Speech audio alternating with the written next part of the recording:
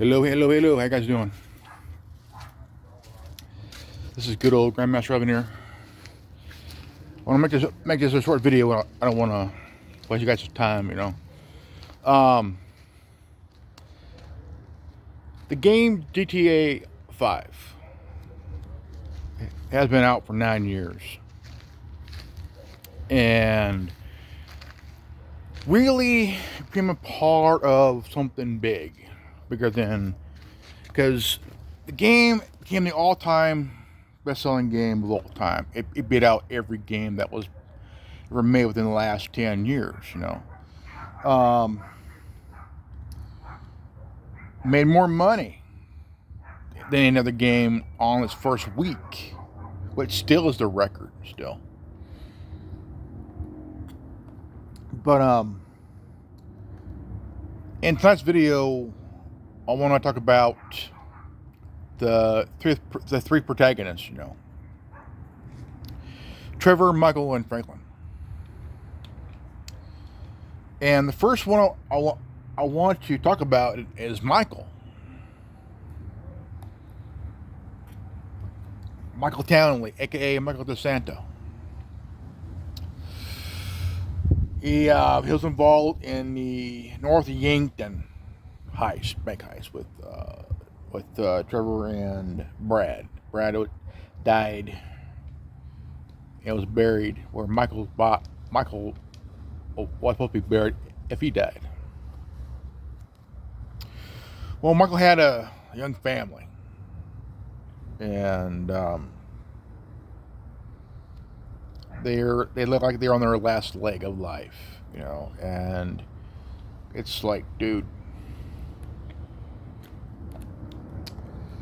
sometimes you gotta make that decision, to, if you want to better your life and to protect your family, to save your family, you gotta do something, even though it goes against your better judgment, because you know that you have a target on your back by somebody that knows you better than you think they do. So some of us can relate to Michael big time. Young family, got to get out of that life, change that life. Made a deal with the FIB/FBI and shit. That you gotta make that deal with the devil itself to protect your family. But sometimes you gotta do what you gotta do, but you feel guilty about it though. The guilt's gonna be there, and I can relate to Michael in a way because I'm a dad. I was a husband at one time, but I do relate to that. You gotta do what you gotta do for your family. Just that it can be tough. And now Trevor, he was in the Canadian Air Force, and just lived a life. His mom was a prostitute and shit. His brother died young. Don't know who his dad is. But he is one of the, you could say, popular characters in the franchise within the last 15 years, because nobody has ever seen a character like Trevor before, ever.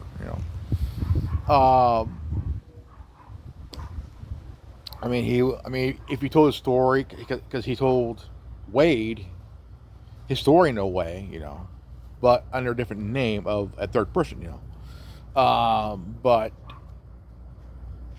each character we can relate to in a way. You know, I mean, you have Franklin who wants to do something better with his life. You know, because LD, you know, Lamar, you know, he wants to stick to that simple life as being, you know, being in the hood, you know, being in the hood, you know. But Franklin wants to get out of that life.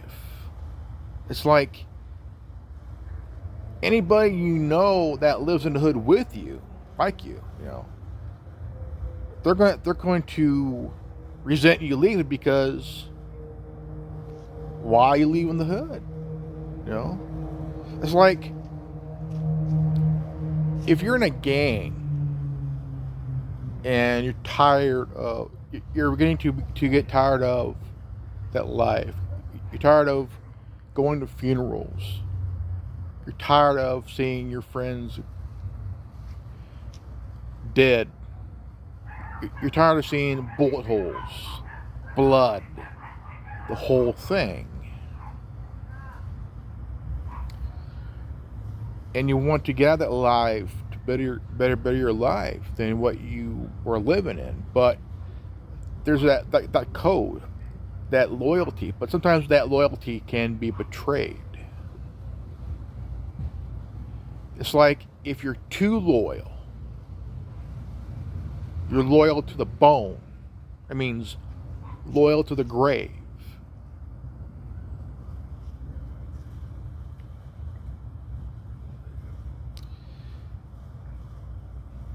Then if you decide to leave, which over the last number of years people have left that life because they're tired of it. It's getting old. It's not what it used to be anymore. You know, it's completely bullshit. And then you get accused of being better than them. It's not about that. It's about you want what's better for yourself and your family, your kids. It's old. It's tiresome after a few years, and nobody has changed. They're still the same asshole, and they still do the same bullshit, you know. And there's going to be people in that life that will judge you, and they're going to think, they're going to ask, what are you, better than me now? No, it ain't that. You want something better with your life. You don't want your kids to live this life, you know. Um, you know, because sometimes it gets old and old and old.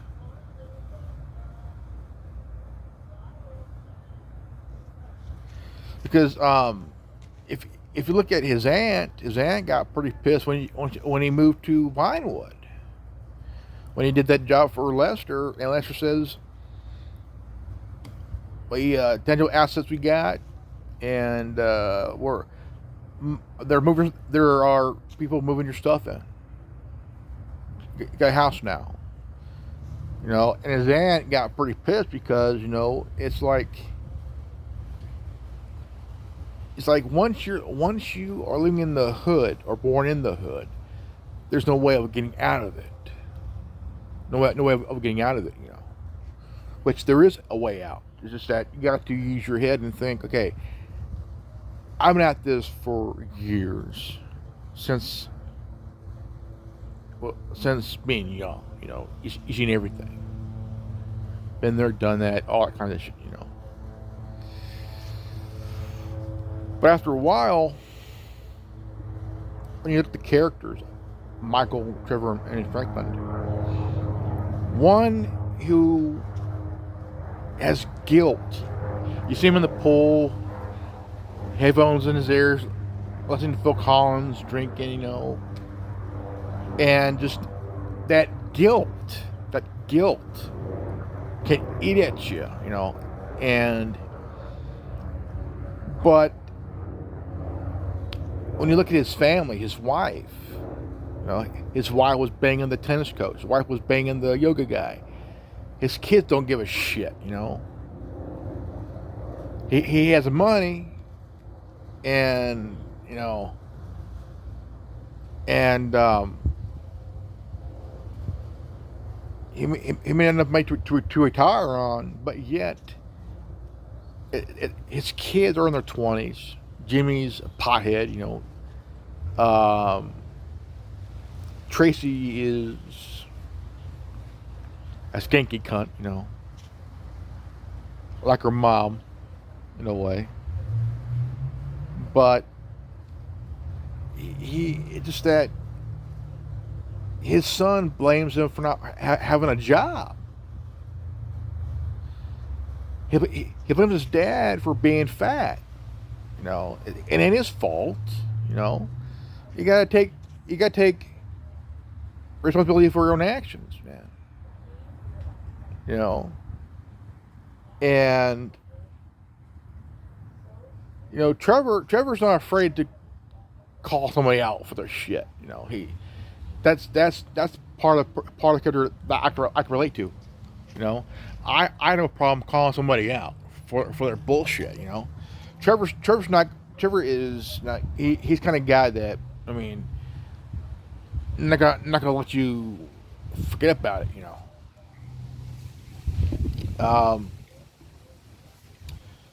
Because he lived that life. He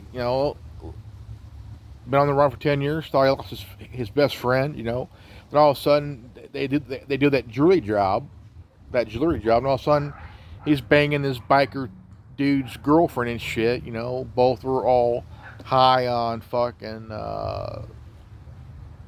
speed shit, and he's in the kitchen and it's rather banging her from behind and shit. All of a sudden on the news, you hear this security guard guy just repeating what Michael said to him to the reporter, and all of a sudden it's like he's seen a fucking ghost, a fucking ghost,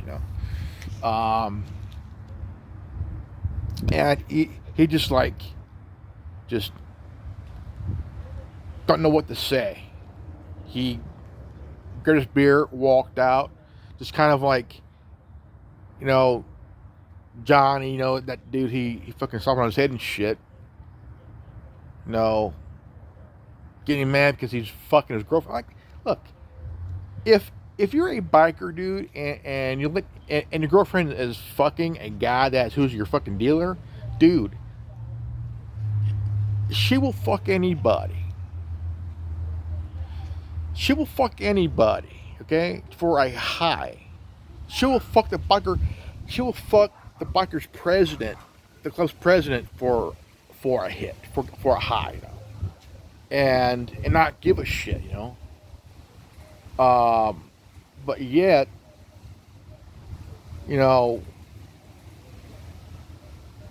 when you live that life, I don't the game, but yet in the real world, it's that life. You're living up in a rural America, and shit, small town, off the grid and shit, which I wouldn't mind, small town, off the grid, shit. I could live that lifestyle, off the grid, But now Franklin, he's kind of a character that became a 3-bit gangster, learning everything from Michael and Trevor, learning everything, and became a 3-bit gangster, not a 2-bit, a 3-bit. And the one thing that did bug me in the game was, you know, the guy Stretch. The guy Stretch. I don't really care for that guy. You know, gets out of the pen. You know, think he's now. You know, Franklin called him out on his shit. Just really, it's fucking funny as hell. Um, if you're a older guy, middle-aged guy that just got out of the pen, thinking you're gonna pick up where you left off, guess what? It ain't gonna fucking happen, dude. Because the younger guys already got it, and if you think you're going to get it, fuck you, dude. Fuck you, man. Middle-aged OG ain't going to get shit because the younger OGs got it, and you ain't good luck with that, man. And then all of a sudden you hear how he knew about Franklin's little business, the whole whip, the car thing, and he goes, "Where's my cut, motherfucker?" Like he's owed something, right? No, and here him, Trevor Michael, are doing the job for a billionaire who is a shareholder. Only a shareholder who owns shares of different businesses around LS, and San Andreas, But when he says he'll get his, yeah, in the end with a bullet to the head, because now the one character that does kind of piss me off, even though it's a game, I know it's a game, but there's people like this, that just do not know when to grow up, get out of this life. I mean, Franklin lists out the things he's done, stealing gas tankers, the whole credit card fraud thing, the whole thing, which is kind of stupid because boosting gas tankers. I mean, think about this. If you boost a gas tanker, okay, that's like, seeing it on, was it Fast Four, where they're all each taking a piece of that load that the guy was pulling. He had, was it three loads of fuel that he was pulling, and they took two. And so I mean, boosting gas tankers, it's like GTA line. You do a job for Franklin, Lamar, and one of the job is boosting a gas tanker, and you're making about what, about $30,000 at the end, close to that, maybe $15,000-$20,000 at the most there. But when you live that lifestyle, man, it's like, dude, Franklin can only take so much. But when he gets kidnapped by the ballers, and shit, and that chick comes in and tells Franklin that Stretch set up Lamar, you can tell that Franklin wants to just blow up, just really just let her have it verbally, because Lamar just is trying to drag Franklin down, and there's a job where Franklin went into the studio and goes in and steals the DB300, which is basically a Aston Martin DB5, which is a badass car though. And then all of a sudden, like, dude, this is what I'm talking about. Franklin's doing pretty good, doing pretty good without any interference from Lamar. Period, Period, Then Lamar walks in and goes, "You're doing big, mate." And Franklin wants to pop a cap in his ass right there, right then and there. I'm like, I get mad each time that it happens in the game because like here Franklin is trying to start a new life from fresh and shit. When he met Michael and then Trevor, he starts to change his life into something better, and by meeting them both, he does. After the Union Depository, he has enough money to start a business, and he's doing good for himself. But plus, he also married that chick. You know, he also married that chick.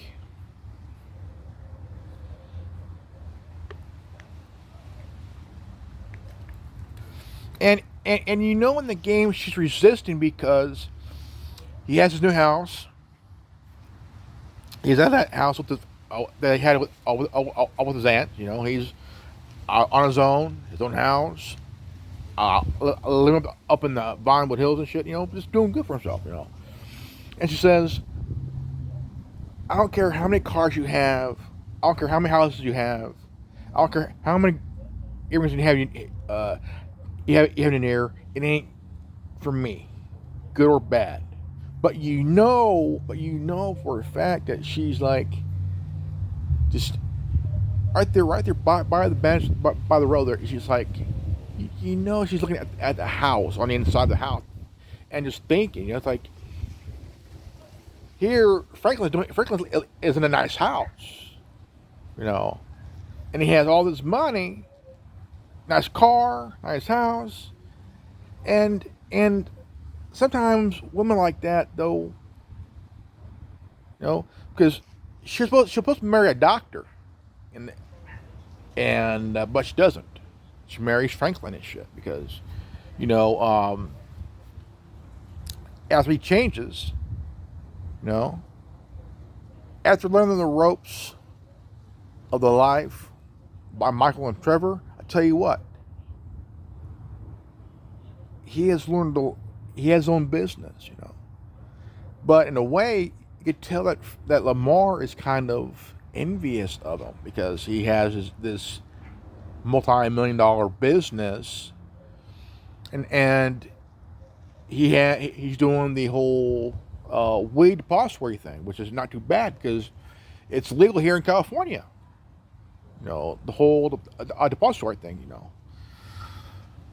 But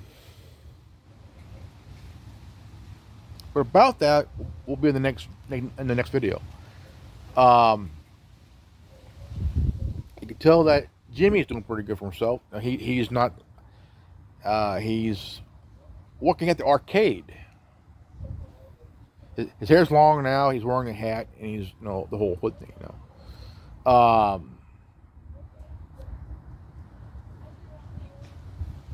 But you kind of wonder, but what the game is saying that each character had to make hard decisions, in their life.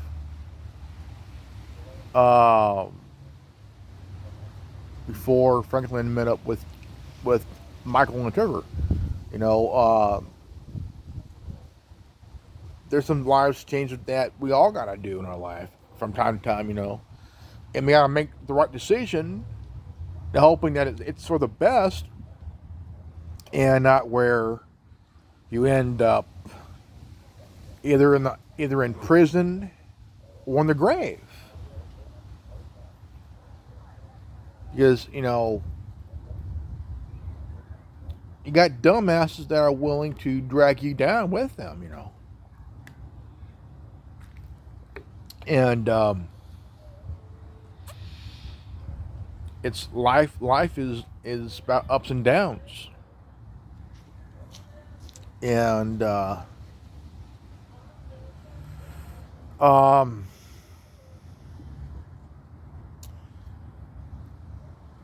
you know, The thing is, but when Amanda leaves with the yogi guy, you know anybody who's into yoga, who wants to teach yoga and tennis, you know that all they want to do is not just to teach tennis and yoga, they want to bang the local mills, man. Because those girls want to get a bust a nut, you know. Plus, man, there was a skank, you know, like what Jimmy told Franklin, you know. Well, I hope so, but my mom was a skank back in the day. Oh, dude, roast by her own son. What the fuck? Funnest part of the game, too, man, right there. Well, I hope so, but my mom was a skank back in the day. Complete roast of his mom, dude. Like complete roasted her, dude. Like fucking yeah, dude. And here she is. She's banging the tennis guy and then the yoga instructor guy. I'm like, dude, you basically called your mom a skanky bitch, dude. Which technically she, you know, before she met Michael, she was basically banging everything that she could do, man. Trevor, shit, dude. Um, but the good thing is that Michael did, you know, get somebody out of that life, you know, and you know, and he told her to her face, man. Which like in the game is basically he's telling his wife, look, I got you out of that life, you know, and here you are. I've done this for you, but you know, I mean, here you are. You are living this life in a nice house, you know. I mean, but sometimes I don't know. All right, guys, this is good old Grandmaster Evan, and this is the Anonymous Republic Network. If you know this channel, please leave a like, subscribe, comment below, and I'll see you all in the next video. Peace out. Godspeed.